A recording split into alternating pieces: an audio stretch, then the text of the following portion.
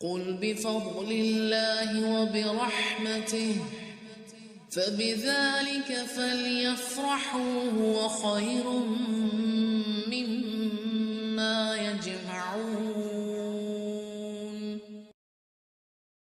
حدیث اس موضوع سے متعلق صحیح مسلم کی 6986 ابو ہریرہ رضی اللہ تعالیٰ عنہ سے روایت، رسول اللہ صلی اللہ علیہ وسلم نے فرمایا، اپنے رب سے روایت کیا، یعنی اللہ تعالیٰ سے روایت مراد ہے کہ حدیث قدسی ہے، ایک بندے نے گناہ کیا۔ اب آپ اس کو ویژولائز کیجئے، اپنے اوپر لیجئے، کیونکہ جو چیز آنکھوں کے اندر ایک نقشے کی صورت میں جم جاتی ہے نا، پھر اس کی تاثیر بہت دیر تک رہتی ہے۔ ایک بندے نے گناہ کیا اور کہا کہ یا اللہ میرا گناہ بخش دے۔ پروردگار نے فرمایا، میرے بندے نے گناہ کیا، وہ جانتا ہے کہ اس کا ایک مالک ہے جو گناہ بخشتا ہے اور گناہ پر مواخذہ کرتا ہے۔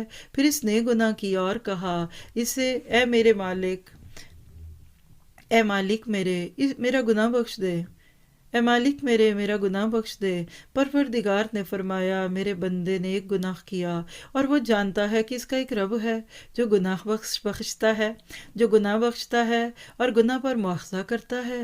پھر اس نے گناہ کیا اور کہا، اے پالنے والے میرا گناہ بخش دے۔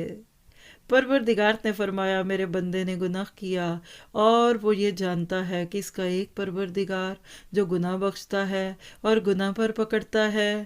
اے بندے، اب تو جو چاہے عمل کر، میں نے تجھے بخش دیا ہے۔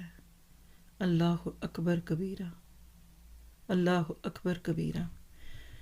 اس کا یہ مطلب نہیں کہ گناہ کرتے جائیں اور یہ لاڈ کرتے جائیں، لاڈ کا بھی بچے کا ایک وقت ہی ہوتا ہے، اس کے بعد پھر غصہ ماں باپ کو بھی آ جاتا ہے۔ لیکن یاد رکھیے، آپ کا رب بالکل تیار ہے آپ کے ہر گناہ کو مٹانے کے لیے، شرط ہے کہ آپ تیار ہو گئے۔